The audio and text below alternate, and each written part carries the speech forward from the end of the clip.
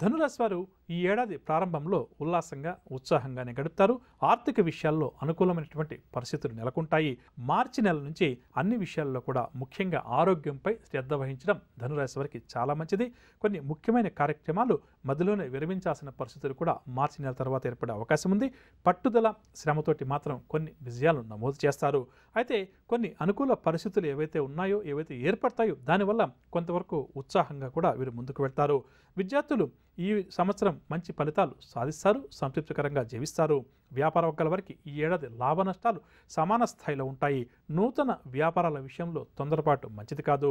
ఉద్యోగ వర్గాల వారికి అదనపు బాధ్యతలు మీద పడతాయి. ఆశించినటువంటి పదోన్నతులు కూడా చేజారవచ్చు. పారిశ్రామిక వర్గాల వారికి తరచుగా ఇబ్బందులు, సమస్యలు ఎదురవుతాయి. కళాకారులు చేసే ప్రయత్నాలు అతి కష్టం మీద నెరవేరుతాయని చెప్పవచ్చు. రాజకీయ నాయకులకు ఒత్తిళ్లు అధికంగా ఉన్నప్పటికీ కూడా లక్ష్యాలు మాత్రం సాధిస్తారు. ఇక వీరి అదృష్ట సంఖ్య ఈ ఏడాది 3. అనుకూల తేదీలు 1, 5 మరియు 9. పరిహార విషయానికి వస్తే ధనురాశి వారు ప్రతినిత్యం గణపతి ఆరాధన చేస్తూ ప్రతి నెలా కూడా సంకటహర చతుర్థి రోజు గణపతి హోమాలు నిర్వహించడం ఈ ఏడాదంతా కూడా వీరికి చాలా మంచిది. తదుపరి మకర రాశి. మకర రాశి వారికి మార్చి నెల వరకు కొంతవరకు ఇబ్బందికరంగా ఉన్నప్పటికీ కూడా మార్చి తర్వాత అన్ని శుభవార్తలే అంతాయని చెప్పవచ్చు. ఇంతకాలం పడిన శ్రమకు మంచి ఫలితం కూడా మకర రాశి వారికి లభిస్తుంది. కార్యక్రమాలన్నీ కూడా అనుకున్న విధంగా పూర్తి చేస్తారు. కొన్ని సమస్యలు నేర్పుగా, ఓర్పుగా పరిష్కరించుకుంటారు. విద్యార్థులు కూడా ఈ ఏడాది అనుకూల ఫలితాలను సాధిస్తారు. వ్యాపార వర్గాల వారికి వ్యాపారాల్లో ఈ ఏడాది లాభాలు ఊరటనిస్తాయి. పెట్టుబడులకి ఎటువంటి ఢోకా కూడా ఉండదు. ఉద్యోగ వర్గాల వారికి శ్రమ పడ్డా కూడా మంచి ఫలితం మాత్రం ఉంటుంది. పదోన్నతులు కూడా వరించే అవకాశం ఉంది. పారిశ్రామిక వర్గాల వారికి నూతన సంస్థల్లో వాటాలు కూడా దక్కవచ్చు. కళాకారులు అనుకున్న అవకాశాలు దక్కించుకుంటారు. ఇక రాజకీయ నాయకులకు పదవీయోగ సూచనలు. వ్యవసాయదారుల కృషి కూడా ఈ ఏడాది ఫలిస్తుందని చెప్పవచ్చు. మకర రాశి వారి యొక్క అదృష్ట సంఖ్య 8. అనుకూల తేదీలు 4 మరియు 6.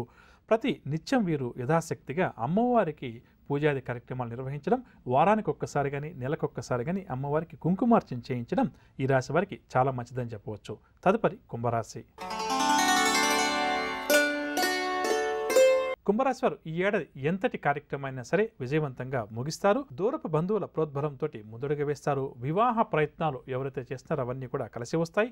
చిరకాల ప్రతిథులు కూడా వీరికి అనుకూలంగా మారి చేదోడు వాదోడుగా నిలుస్తారు. ఆదాయం విషయంలో కొంతవరకు అసంతృప్తి, ఇబ్బంది ఉన్నప్పటికీ కూడా ఏదో ఒక విధంగా ఈ ఏడాది వీరి అవసరాలన్నీ కూడా తీరుతాయి. సెప్టెంబర్ వరకు ఆరోగ్యం విషయంలో కొంత అప్రమత్తత అవసరమని చెప్పవచ్చు.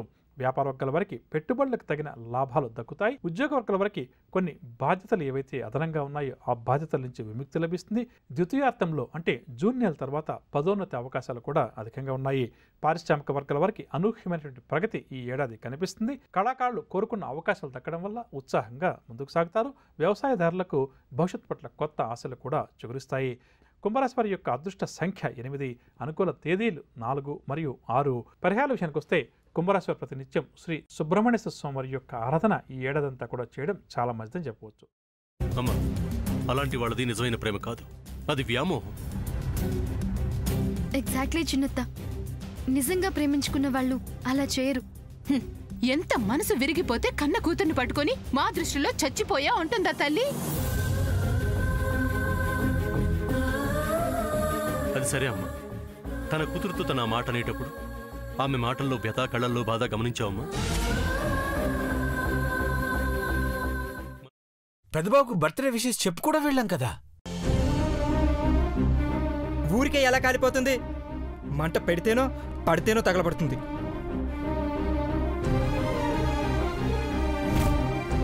కరెక్ట్ చిన్నబాబు, నీకొచ్చినట్టే నాకు డౌట్ వచ్చింది. పార్వతే షర్టును తగలబెట్టిందనుకుంటా.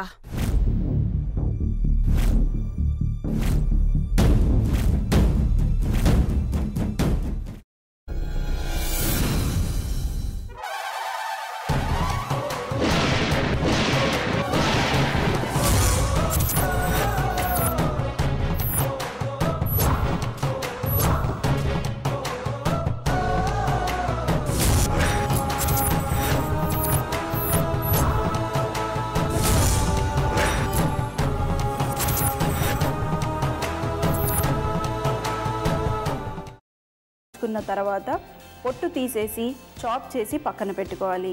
ఒక ప్యాన్లో కొద్దిగా నూనె వేడి చేసి అందులో ఆవాలు, మినప్పప్పు, శనగపప్పు, కరివేపాకు, సన్నగా తరిగి పెట్టుకున్న ఉల్లిపాయలు వేసుకుని 1 నిమిషం పాటు వేయించుకోవాలి. ఆ తర్వాత కాల్చి కట్ చేసి పెట్టుకున్న వంకాయని కూడా అందులో వేసుకుని బాగా మిక్స్ చేసి బౌల్లోకి ట్రాన్స్ఫర్ చేసుకుని అందులో తగినంత చిక్కటి పెరుగు లేదా పల్చటి పెరుగు వేసుకుని మిక్స్ చేసి అన్నంతో కానివ్వండి, చపాతీతో కానివ్వండి సర్వ్ చేసినా చాలా బాగుంటుంది.